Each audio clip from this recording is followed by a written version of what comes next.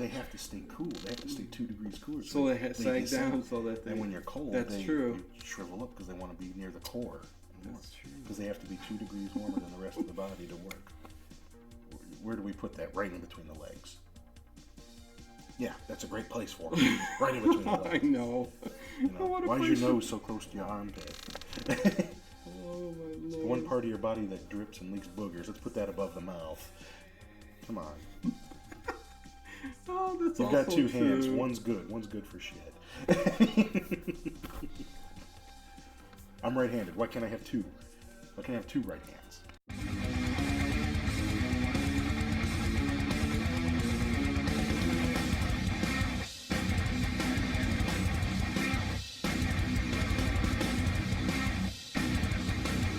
Hey everybody, welcome to the Late Horror Show. We got a good one for you tonight. What are we doing man. tonight? I forgot to watch it.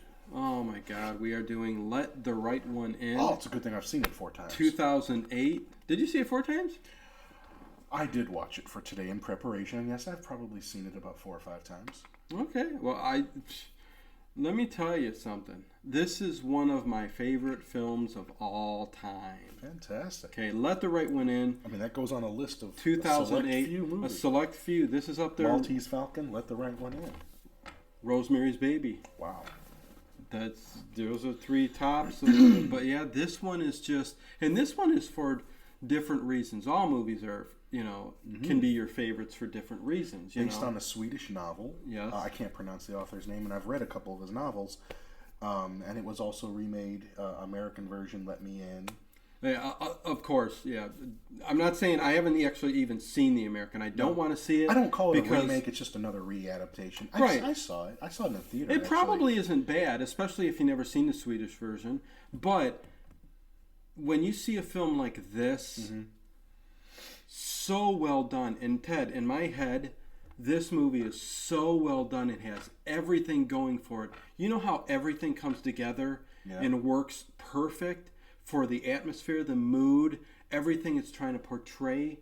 And in my head, this is it. Just like Rosemary's Baby. It had that same feel to it. I loved everything about this. It did not matter that I don't know Swedish and they were all talking Swedish. That added to the movie for me. The location in Sweden added it to it. The snow, the darkness, because the movie is when you come down to it, it's about love. Okay, good and evil, love and hate, and of course bullying. But that's not really even though it seems like a main part of this movie. There was just, I'm sorry, I'm rambling on because I just love this movie so much. One of my favorite vampire movie of all time now. It's very close to Near. I mean, I love Near Dark. I love some of these other ones, but this is just totally different. And the reasons why I like it, like I said, I keep going on here. But it's to me, it's just really about some deep love about a kid who's forgotten, who's being bullied. Okay, on one side, okay, Oscar. I love how they talk to the whole. But on one side, you got him, who is this blonde-haired Swedish kid who's got like this cut. Totally, it's set in 1981 supposedly. I'm not sure if they ever really put. We know it's in the 80s, so that irregardless.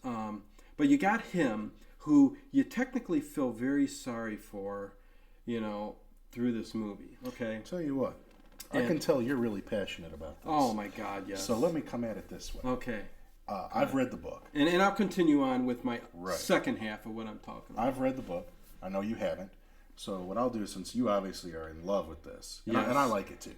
No. But I'm sure there's different reasons and stuff from the book. The Swedish movie, it does pretty much not everything. Pretty much everything that's in the movie is in the book. So the book you could just view as like deleted scenes. And watching this movie makes me want to be Ellie. I see. Somehow be this vampire who's crazy. Because it's continuous existence of yearning for love. But I've got this dark thing up here that some reason I love depressive. We're gonna contrast depressing movies where there's just a tad of love and a tad of hope that grips me, and when it grips me real deep inside, reasons before it, reasons behind it, these types of movies come at me like that. Even though I know the book's going to hit me in a different way if I read it. But you go ahead. There's just different. No, I mean, you're setting it up there. So we talked about Oscar being, you feel sorry for him and you feel bullied. The movie does touch on a few disturbing things about Oscar. And I'll interrupt just one more second please. Again, because before I forget, there's even a scene in here where, you know, he goes because his mother just overlooks him. She's like never home. He's in the apartment by himself, you know, being bullied, all this other stuff, you know, taking care of himself. And he goes off and he meets up with his dad, okay? Mm-hmm. And you could tell immediately he's smiling. He's happy. There's this, you know, fondness for his father. And there's a scene in there where he picks up his red sweater in the kitchen. It's just a big red sweater. Yeah. He puts it on, and as the kid's walking away, he smells it. He's smelling his father because he feels so happy that he's smelling what his father smells like. Because, you know, that's... And in my mind, as a child, you can... There are certain things your parents, it reminds you, you know what I'm saying? So that hit me big time, and it made me feel this kid is so torturous and disturbed away from it. If that might not be the perfect wording, but that when he's with his dad, everything gets let go. He's out away from everything, and that love just comes in, and even the smell of his dad's sweater just brings joy to him. But anyways, go ahead. Well, I'm sorry for interrupting. But the film shows us, I mean, the film sets him up as a pitiable character. Yeah. But the film also shows us a couple things that are really dark about Oscar. The beginning of the film with him with the knife, right? You know, which he eventually takes outside and starts hacking at a tree. Now you could view, and also in the book he's not a skinny kid; he's kind of a fat kid, and that's why it makes more sense that they call him Piggy. Right. It doesn't make much sense in the movie because he's rail thin. And I have not kind of read the book, in the book, so he gets teased because of that. Yeah. And so you know, obviously he's wanting some revenge. He's dreaming of killing these kids there. No, yeah. And the other thing that's a little worrisome about him, but he keeps it hidden, is he keeps a folder. He keeps a notebook full of articles about murders and bad things that have happened. And that's a little off-putting. And that's in the book as well. But another thing that's in the book, and I'm looking at signs of someone becoming a little bit more disturbed later on in life. Well, and can't your childhood and stuff like this, like the bullying and everything else, and taking that pull you in that direction? Well, sure. I mean, you know, so that's why he displays one other symptom that if you look at like symptoms of people that could become, say, like a murderer, serial killer, right, is in the movie he's 12, in the book he's 13. It's not a huge difference, but in the book, say, at the age of 13, he still wets himself. And what he does so that he doesn't... Signs of a serial killer, you know, or prepping for... Or not prepping. It is. Becoming, I mean, as silly as it is a sign, that, you know, late in life. Which makes you wonder later, and we're jumping a little bit, if Ellie kind of sensed that in I think so. him, that he would eventually This is where I'm going to contrast. But go ahead, yeah. He even cuts out a piece of foam. He calls it in the book his piss ball. And he cuts a little hole in it so that he can put his penis in it. So that way if he wets himself when he's at school, nobody really notices it. And he wears it, you know, all the time. It's his piss ball. Yeah, I think as close they got to that is they stuck his pants in the movie version in the urinal, which the bullied kids put in there. But I mean, it's... Yeah, I mean... So, I mean, he's not as pitiable in the book. He's a pretty disturbed kid. Okay. And you're right. I think that, you know... Let's say, like, you know, the classic scene where they first meet out in the courtyard of the apartment. Yeah, which in the snow, the little jungle gym. Where he's just sitting there, you know, he stabbed a tree, and you hear out of nowhere, Ellie, you know, you hear her just, and he turns around, and she's in the background, and she's standing there with her hair, and she's just got a little sweater on and, like, pajama pants, something like that. In the book, she was... and we'll say she, because, I mean... Most people probably who are watching us right now probably have seen the movie already. But or if you've just seen the American version. If you haven't, there's going to be spoilers and stuff. Stop now, I guess. Watch the movie and come back. The only thing I'll say about the American version is it doesn't... It deviates from the book a little bit more. Yeah. It doesn't take any chances at all. It stays safe as far as Ellie's identity, which we'll get into. Yeah, and she's immediately starts... But the good thing is it's a Hammer movie. So it's technically a Hammer movie. Immediately, though, she does start talking about, whether she's a boy or a girl or not and stuff like that. So that conversation starts off quickly. In the book, she fully intended to kill him. When they first met, she kind of drops beside him and is getting really close to him, and he turns, feeling her presence, and they just kind of brush against each other. And just in that moment, it's just something that moment, something in that moment. I'm not going to say it's necessarily friendship or love, but Ellie is the type of vampire that needs someone with her. Right. She's a child. She needs someone to navigate the adult world for her. Right. Even though she might be a couple 100 years old, no one's going to take a child very seriously. If you want to rent an apartment. Which she does have like a handler or whatever. Right. An older guy. In the film and in the book, his name's Hakan. I don't know what would be like an American version Hakan! Of that. We'll talk about him a little bit more, but he kills for her and gathers blood for her. And I would love to know the backstory on their relationship and how they met. I tell you that. It's in the book. It is? Okay. See? I mean, I love this movie so much. It's almost makes me not want to know these other things because I feel so passionately about how I feel about this book. How far? I mean the movie and stuff like that. So he's no, as far as you want. I mean, I want to know everything too and stuff. But you got to touch on too when she does drop down and appear. Yes. She's got this appearance. Of course, he smells her. She smells terrible. She's got this like dandruff all through her hair. I don't know what. So is the question does she smell like death because she hasn't fed, or is it just because she doesn't change her clothes because she doesn't really care about those things? Could be any of them. Yeah, could be And then when he makes the comment, "You smell funny," then the next time they meet, she even says, "Do I smell better?" She's changed her clothes, but she's also fed as well. But I do love how their connection in the movie. Mm-hmm. Is like this long, because it's a 2-hour movie, is this long, drawn-out, I'm not going to say love affair or nothing like that. It's totally way off course from that. Especially vampire, human, how they're like interacting. To love, right, yeah. And just how they get closer and closer and closer together, no matter what they end up knowing about each other. You know what I mean? So, yeah, I mean, it's just... So she has to have a handler, like you said, it's and he's not a Renfield type, master, live to serve you kind of guy. He is a pretty despicable character. Apart from what you see in the film of him, right. Putting together his murder kit. He's got a briefcase. Yeah, he's got his gas that he gasses him with, a jug to empty the blood in, a funnel, a knife, a flashlight. He's got his killer kit. His kill kit, which is what serial killers typically have on them, is a kill kit. And but if I may, since you were curious about their backstory, they met when he was an adult. Mm-hmm. He was fired he was a school teacher and he's a pedophile.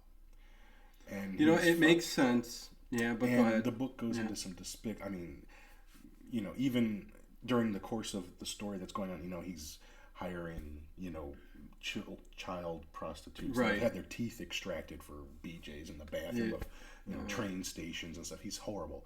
So he's certainly attracted to Ellie, who's an eternal child. Right. And he does these things for her, or maybe not her, which we'll get into. Well, I told them that don't watch it, spoilers, so we can say it. But we'll get to that part. I like to go with the flow. Yeah. I mean, the film does show him killing somebody. It gets botched. But it's a girl, and she's a vampire, so how did he attach himself to her, per se? Although, I can't remember exactly in the book how they met. I could see how maybe she sensed that in him and knew that she can have control over him in that way. But doesn't that take him away from what his sick urges are. You know what I'm saying? So that's kind of. Sometimes Ellie will allow him to sleep in the bed next to her. Occasionally to fondle, if he does what she asks him to do. And it says this in the book? So this satisfies his need enough to... Okay. And it also keeps him safe. He doesn't get in trouble. Right. And in his mind, he could justify that he's not really being a pedophile because this child's over 200 years old. Technically older than him. Right. Yeah, so, I mean, a pedophile's dream, an eternal child. Okay. Terrible. So he's a horrible. So he kills for her. So he, and I love. And you'll notice when she does kill. I don't love how, but go when ahead. she does kill, and in the book there's more of it. She's very sloppy. Oh yeah. She leaves a body laying there. In the film, she accidentally turns one person into a vampire. In the book, I think it's 2 or 3 that she accidentally turns into vampires. I mean, she's very sloppy. I think left to her own devices, she'd probably end up getting caught a lot easier without an adult with her to do what Hakan is doing for her. Yeah. Yeah, interesting. Yeah, I mean, maybe because she's always had somebody take care of her, that she don't know any better. I mean, when everybody's supplying what you need, right? You don't know any better. When she does it, it's really more like animal impulse. I'm hungry, I have to eat. Oh yeah. I mean, she does have some technique to her, like under the bridge when she's going, help. Right. Playing the helpless child. Say, but whatever. They don't show any fangs in this film. They don't. I was going to get to that too. I mean, in the book, she can will them. Like, when she wants to feed, they'll come. Okay. She can even manifest at will membranes so that she can fly. Okay. And she does fly in the movie. We never actually see it, but it's certainly alluded to that she's flying off. There are scenes, especially when she goes up to Hakan when he gets captured and burns his face and he's in a hospital because he eventually he's killing for her. She even tells Oscar the one time I flew. He said, "How did you get in my window?" And I flew, and he just like. Okay, if you say so. And that's funny how he says it. Like, okay, if you say so. But she's got these. She can fly. I love the scene where the nurse comes out because she walks in after Hakan gets captured.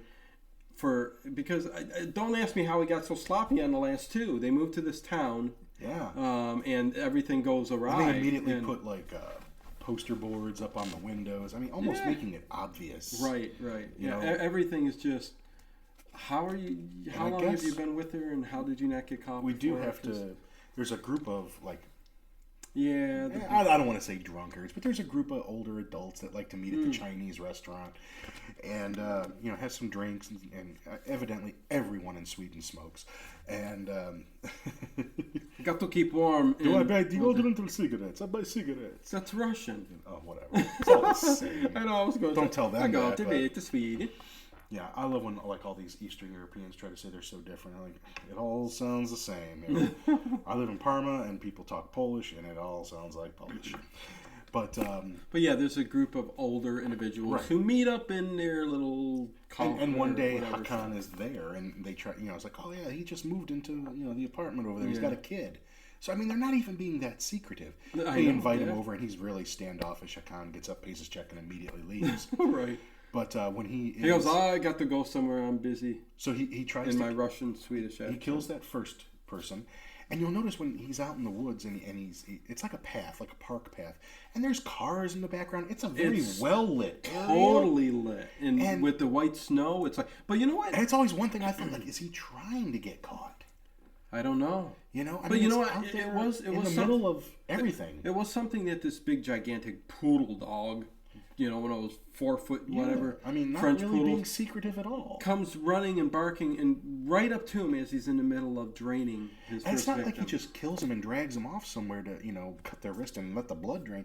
He's got to hang him upside down. He knocks him out with some whatever he uses to like halothane, knock him out and like a deer, like a butcher would be ready to skin a deer, But he takes a poker, here so that it drains directly into the jug. Mm-hmm. And that gets foiled the first attempt here with... some people are coming with a dog, and he has to run away, and he leaves the blood. Yes. And she roasts him for that. Oh yeah. You know, do I have to do everything myself? And you know, it's kind of like that. And then the second time he goes to do it, well, after that, that's when she goes and does what you said under the bridge. She lures one of the friends, one of the guys that sit at that Chinese restaurant, and totally rips into his throat. And to make sure that she doesn't turn him, you know, she breaks the neck afterwards. Right.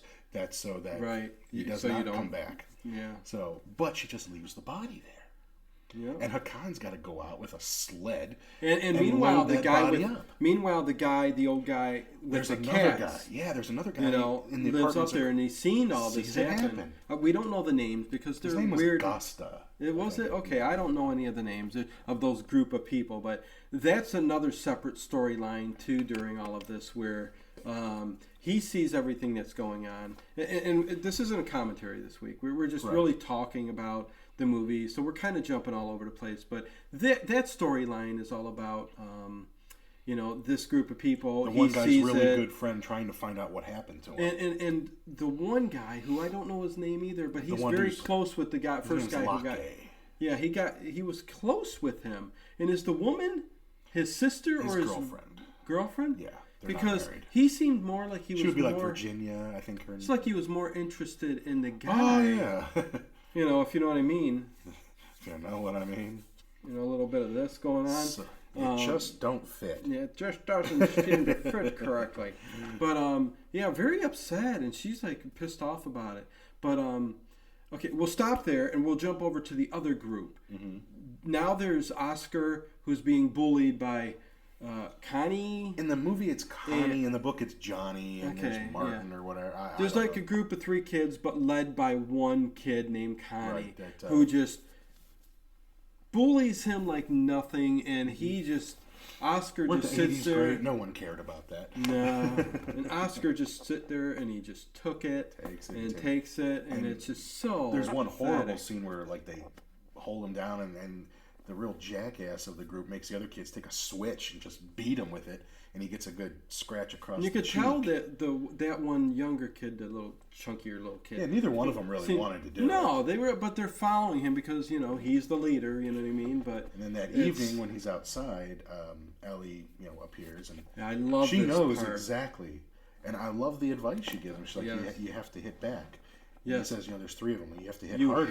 You have to, hit harder than you dare to hit. Yep. And he will take that advice. and what I kept feeling from the movie and their interaction together is another thing that I really loved is that she kept giving him this, whereas he was just a weak individual who just got bullied and took it without a glimmer of, no whimper, no blinking, no nothing. He just took it.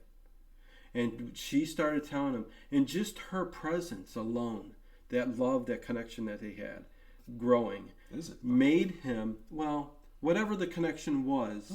No, but I think in the film it makes that more obvious. Yeah, made him stronger and stronger. I mean, I love the little smiles he would get after he did something like good, right. or you know, he stood up for him. You know, a little smile. You know, and this is all coming from Ellie, who pushed him and said, "Yes, harder." Whereas in the book, it makes me wonder more if she recognized that instinct in him. I mean, she saw it the first time. Yeah, it was there, and maybe waiting it's to more snap. Like she's grooming him to be that. I mean, obviously, because he was somebody what's going on with Hakan isn't working, right? And she's made an acquaintance, a friend, whatever. And maybe Oscar will be the next one, you know, because Hakan's getting old, and you know she has to think about that, right? You know, and it's not like her existence is this wonderful, eternal. I'm a vampire and it's great. I mean, it's actually kind of horrible. I mean, she lives in an apartment that has no furniture. She's loaded with money, but money has no value. Right.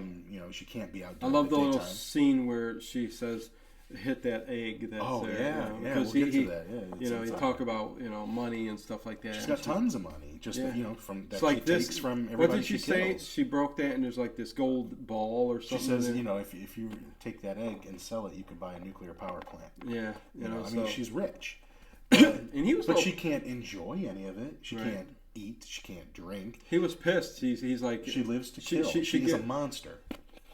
She lives to kill. Well, I look at vampires a little bit different, though. That's what she is, She was turned into a vampire young, which makes you think whoever turned her was the evil one who she had no choice in the matter, right? And she's just surviving, Ted. She has choice. She could go out into the daylight if she wanted to. She's a child who, even though she's 300 years old, she still has that will to live. Well, being a vampire changes you, though. It does. She is a monster. She was and I'm going from like the book vampires give she doesn't live any kind of glorious life. I mean, would you want to live that life? To constantly have to the life that over she 300 lives years for 300 years. But you see the money that she's got and stuff. Who knows what good is it doing? It's just laying there. But who knows what her life was before she came to this place? I know what it was because I read the book. She was poor. Okay, well, hey, life... Or he was poor. Life in general is beautiful to a point.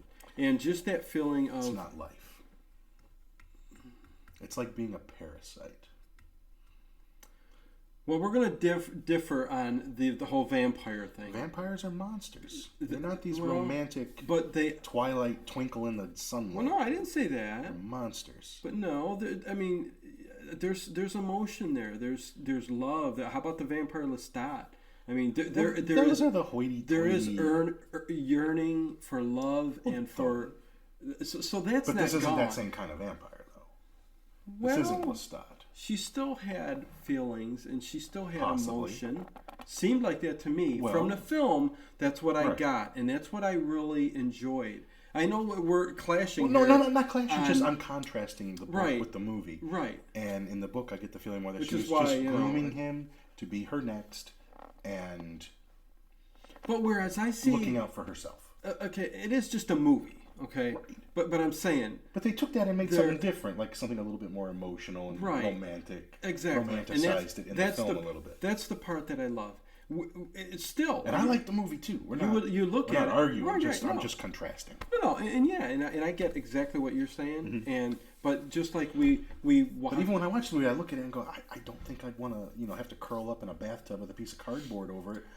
And just go out at night to kill somebody. But see, that's my whole life. That's what I'm saying, though. I'm not saying that's what I want too. I'm saying if we're in their position, and we are them.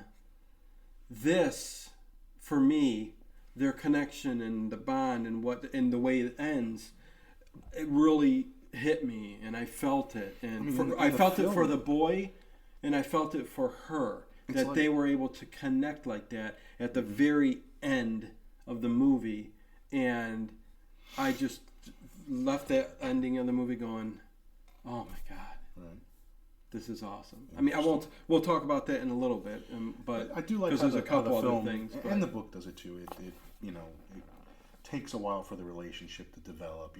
He takes her out for some candy, and. In the book, she just flat out refuses it. Right. There's not that scene in the movie, of her, she takes one. But that needs to be illustrated to us in a film. Why? Why won't she take the candy? And at first she refuses. She takes it and then she throws it up because she cannot ingest regular food at all. Yeah. She said, "I'll try." And that's the point where he hugs her afterwards and says, "I like you a lot." See, and it's that. And she says, "Would you still like me if I wasn't a girl?" And we might as well get into what that's all about. Right.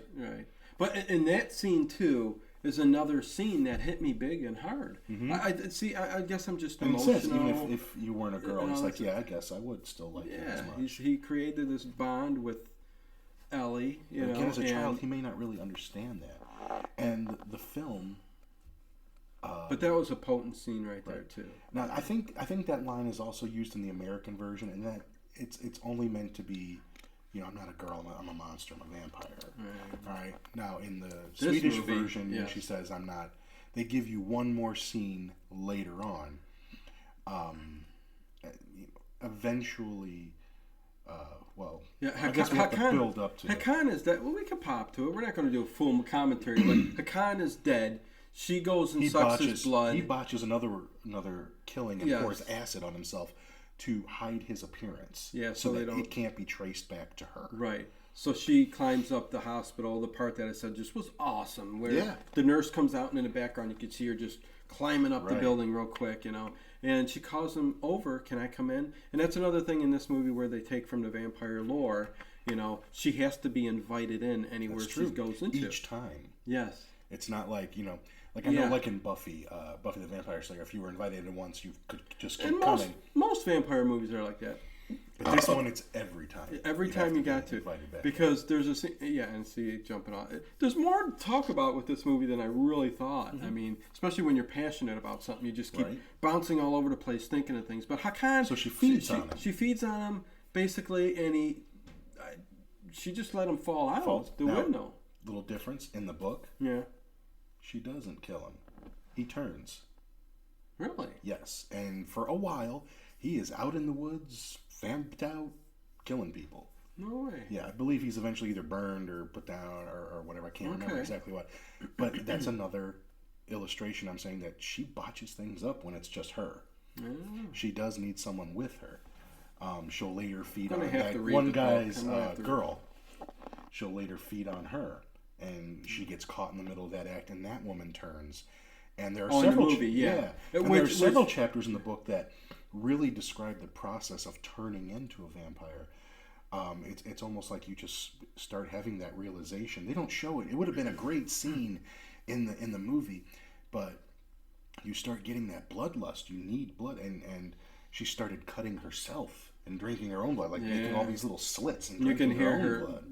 Stomach gurgling, and eventually she just she gets them to open the window to let the sunlight in. She burns up in the hospital. Oh, the woman, and I believe that's what happens in the and that's another a sidetrack real quick where but she's very sloppy. Ellie is a sloppy killer. Yeah, she tried to kill that woman, but all the others came running out and botched that up. Yeah, but the funny part was when she goes back, that woman.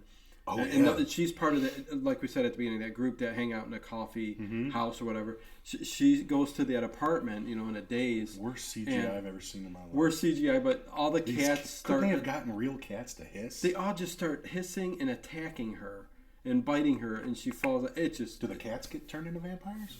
No, but it's hilarious. It's an interesting thought. But right back to the...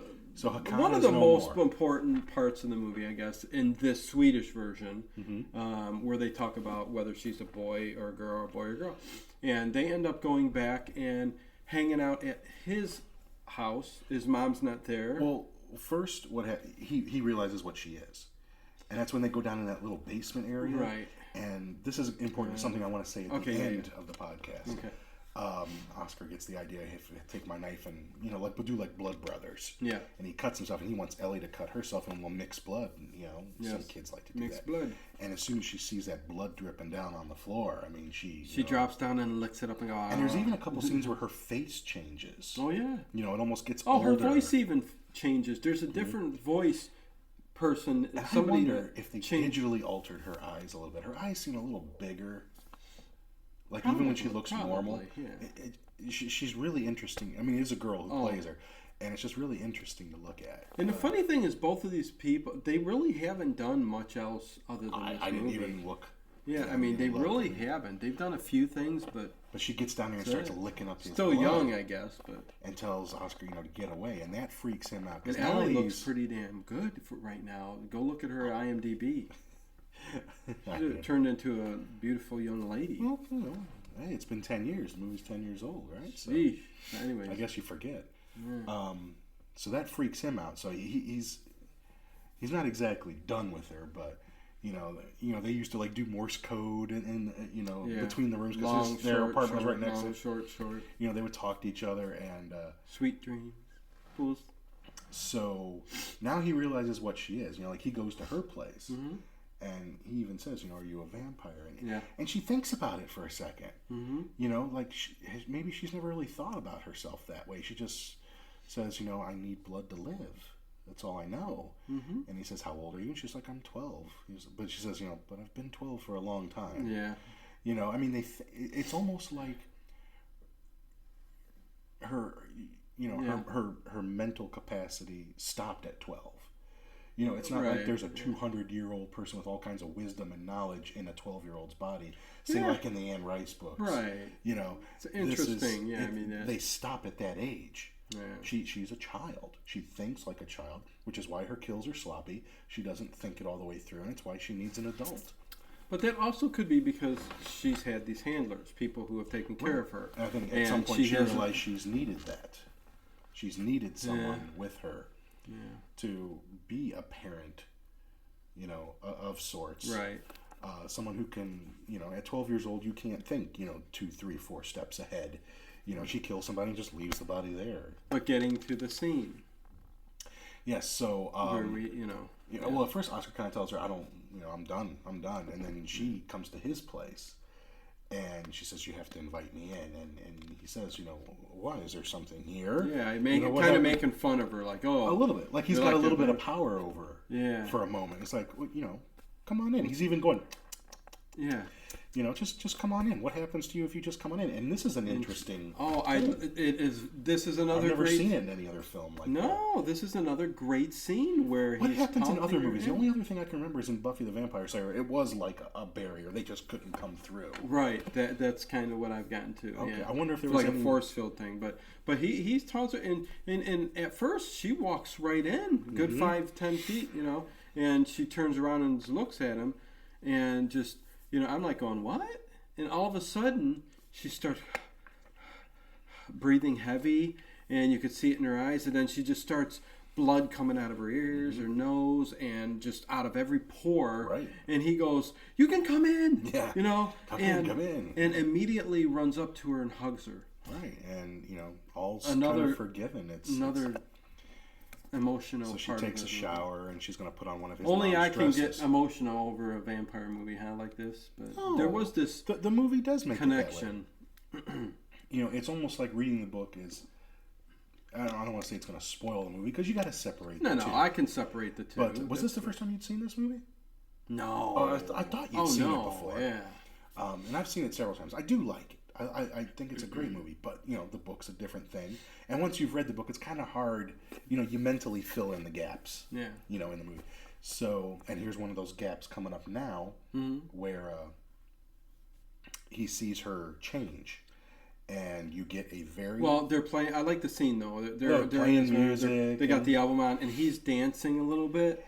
And he's a good actor. And you notice, like, a lot of times in the movie, he's just kind of skulking, a little hunched over. Yeah, he did a good job, man. You know, that's what I'm saying. It's one of a kind. This for things to all come together, acting, the character, the actor of himself, her, everything. The look of the room, you know what I mean? Everything came together for me to make this a perfect picture. Pretty much. But yeah, he's dancing a little bit of tune, whatever the Swedish rock and roll song they got going on. It's a good song. It is a good song. I like that. Swedish rock and roll.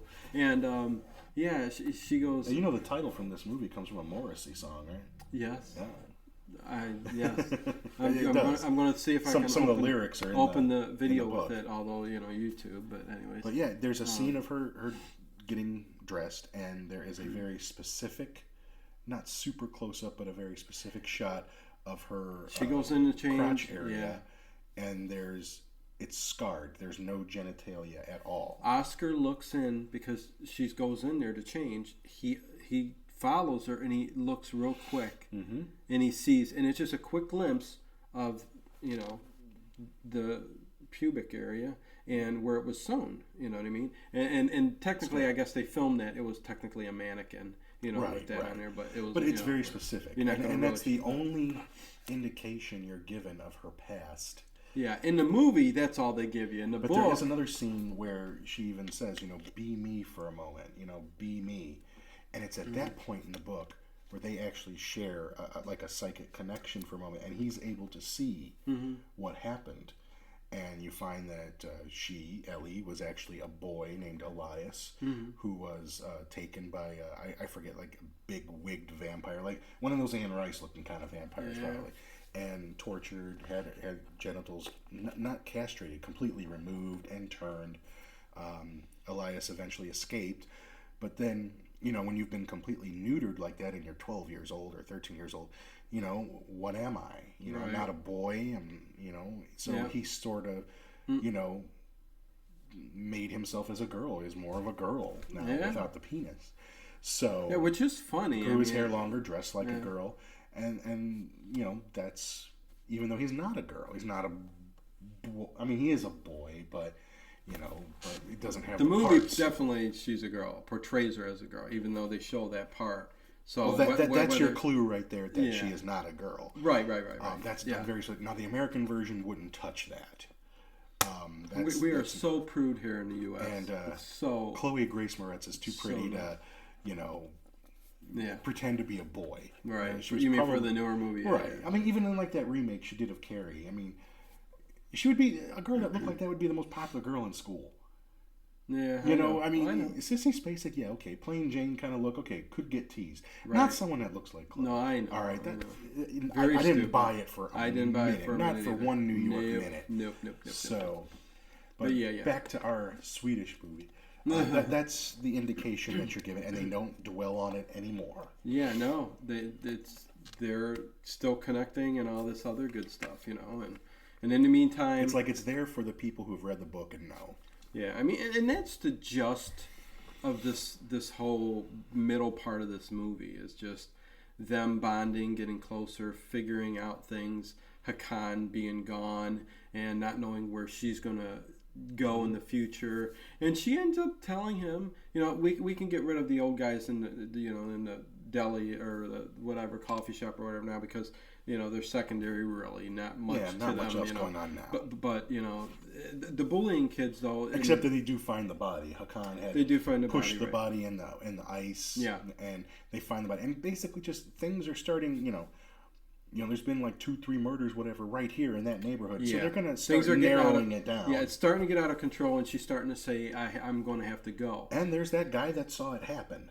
You know, and you think, well, why didn't he go to the cops? He's afraid to. You know, this isn't Sweden's not a democracy, right. So, or at least when it was portrayed at this time, and he was a little afraid of going to the police with any information. People just stayed the hell away. You know, better to keep your head down and not say anything. And during all this middle part of this movie and stuff like that, you know, Oscar does get up the ability, and he takes this long switch that on a field trip to ice skating, you know, and was, you know, pushed that big long stick or whatever that the guy pushed the body underneath the ice. What he took that, and the boys came up to him, to push him him under the ice, and he took that thing and he right into Connie's ear, busted his ear. Oh, I love the scene. And he does, like you said, he gets that smile, like yeah. But she, you know, she has goaded him a little bit, like, you know, I know you want to kill. She's like, you would kill for revenge. Yeah. You know, she's even questioning because him. He said, you know, she's questioning his killer instinct a little bit, and he's got one. Because he got to her when he's, you know, where they were down there and said mixed of blood, and she offered him money because he had to do some pamphlets. He had to go work. Yeah, he delivered like coupons from the grocery store. And he's like, I wouldn't take your money. It's you killed for it. You know what I mean? Well, yeah, you stole it. You stole this from people. You know, that was like during. But I see it as, you know, if you do it right and you're taking away the evil, you know what I mean? It's whatever. But anyways, it's like whatever. You know, the movie's one thing. The book's another. The book is more of a horror story. Yeah. Where a vampire is a monster. Right. In the guise of a child. Right. Because, well, I would say even in the film and in the book, that when Ellie does kill, when Ellie kills in the movie or when she kills in the book, it's not a big deal. She doesn't really show any remorse for doing it. You know, she says, I need blood to live. I mean, you got to admit that, right? She never once says, I wish I didn't have to do that. It's just... No, because 300 years of doing that and feeding is just... Okay, but say like you don't know Louis any better. From the Vampire Chronicles always felt guilty about doing it. That's true. I mean, totally different Barnabas story. Collins would feel horrible about having... Totally different, separate story. I know. But I'm putting this in the compass it all together. I'm putting this in the compass of this whole movie. And then I'm thinking of things in a different way. But that's what I'm saying. You know, even though it looks like a child, it's a monster. Right. I know. You know, and because she doesn't feel the least bit bad about killing those people. Poor Ellie. It's just stealing their money and their jewelry and whatever. It's just it's what I need to survive. And I think we'll speed up here towards. Well, we're pretty much at the end of the movie here. Getting there. Because she does tell him, I gotta go, and it is the scene. Yeah, it's getting a little too hot. Yeah. So she ends up going. You see the taxi take off, and he's standing up there in the window with no shirt on, like he Kinda did. like he was in the beginning. And he even puts his hand on the glass like he did before. And you think that's it, and he gets a call from the one kid who is part of the bullies. Right. And tells him, hey, Mr. Who so-and-so. Asking if he's coming to water aerobics that evening. And he even says, and good job with Connie. He had it coming. Then they flash to him on the phone telling him that. And those guys are standing right there laughing. Yeah. They're setting him up. And he ends up going... Because the kid's older brother wants a piece of him. Yes, because he's got an older brother, Connie does, the bully. Who's another bully? Who's little difference between and in the movie it makes perfect sense why an older brother would want to do this. Yeah. But in the book it goes a little bit deeper in that after he busts Connie in the ear, or in the book is Johnny. Yeah. The bullying just escalates more. Really? Okay. Yeah, he's not letting that slide. So Oscar actually breaks into the school, into his classroom, lights their desks on fire. Really? And Connie, whatever, his father has passed away.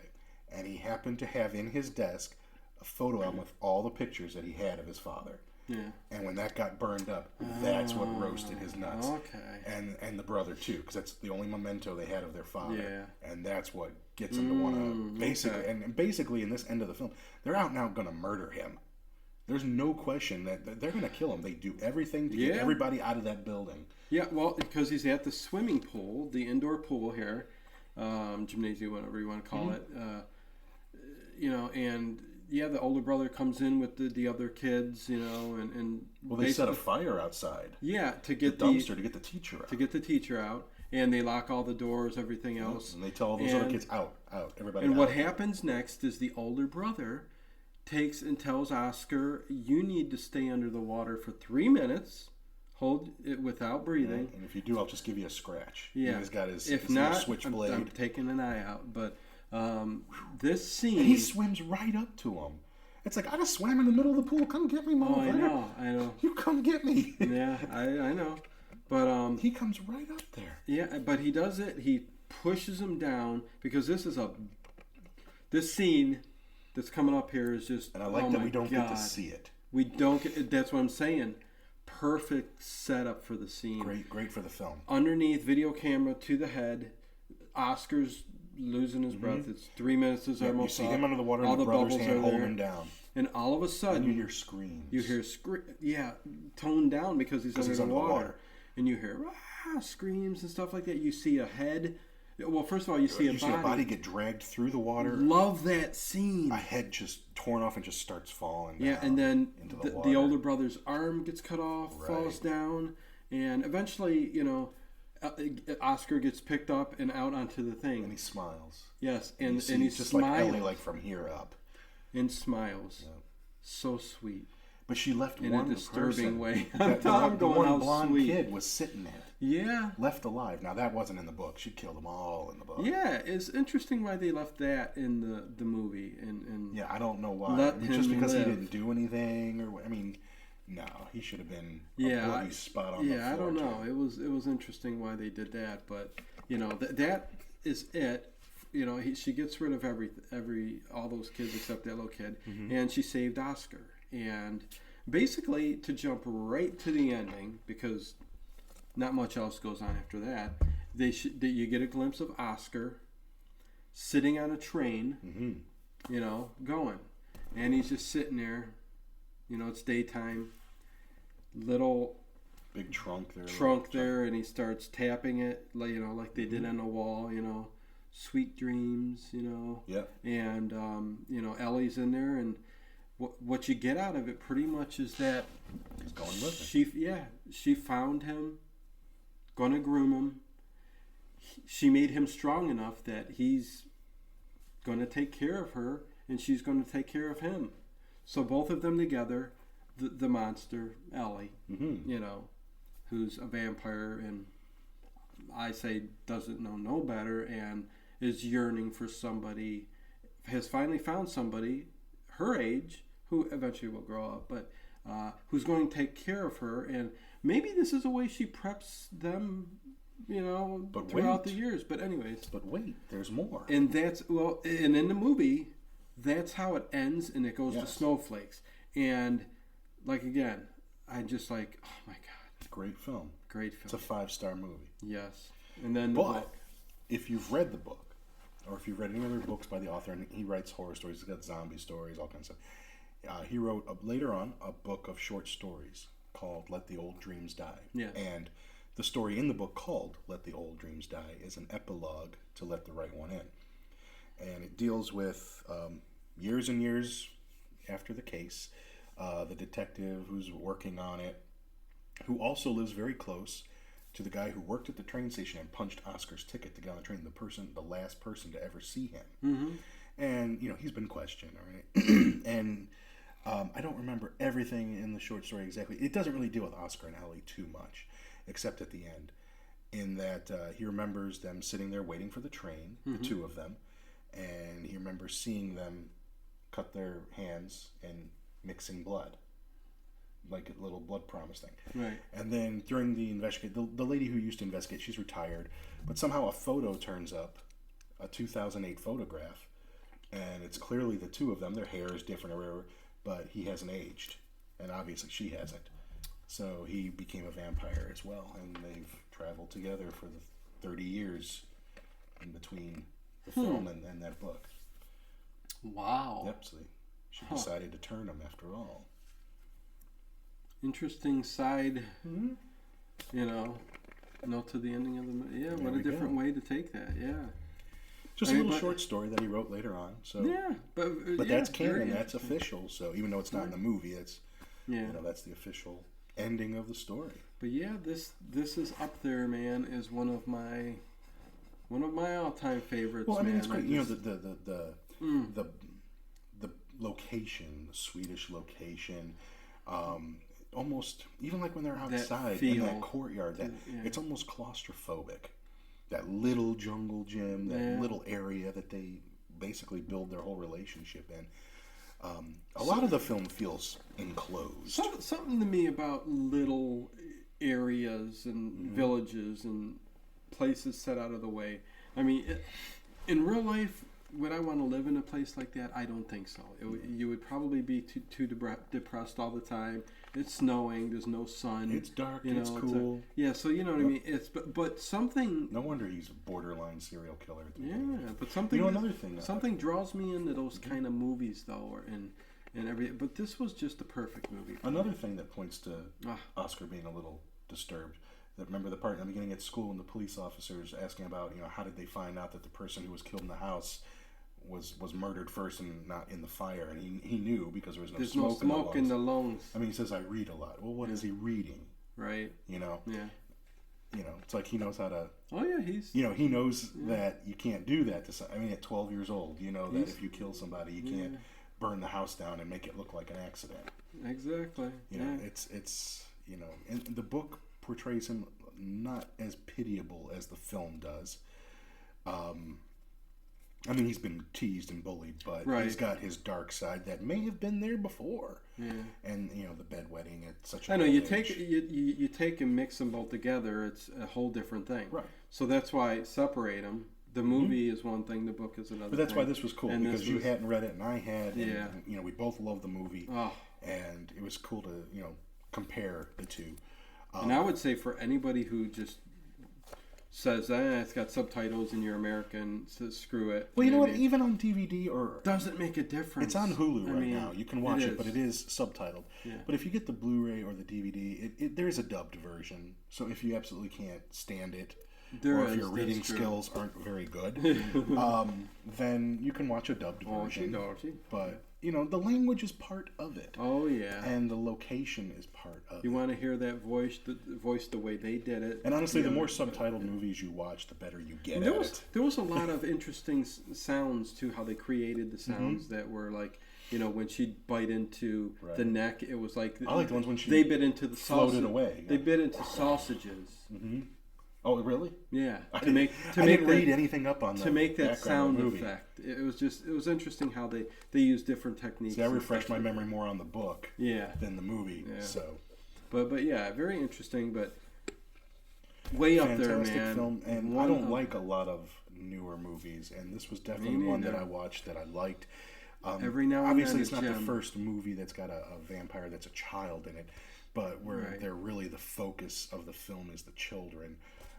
That was interesting, and and their connection and all it. But I can go on and on and on and on. But so I'm sure you've all seen it, but maybe you haven't read the novel, and you should, because there's a lot of differences and a lot of backstory on the characters. Right. Hell, I even remember there's a chapter from the point of view of a squirrel. So,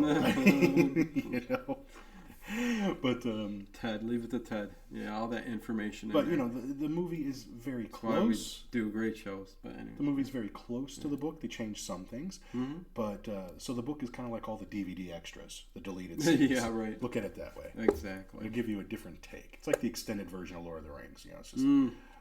So there you go, man. Great one this week. And we kept that at an hour. Changed it up a little bit this week. No commentary. So hopefully you guys loved all the insight and our views on it and my passion for this movie and Ted's insight on the book and stuff. It's always. I mean, we got a book review and a movie review all in one thing, man. So that's awesome. Twofer. Yeah, but we are coming up to Christmas here, right? And which is a Monday. 2017, soon to be 2018. So we'll be for people who watch this Christmas. Next year, the year before, year after.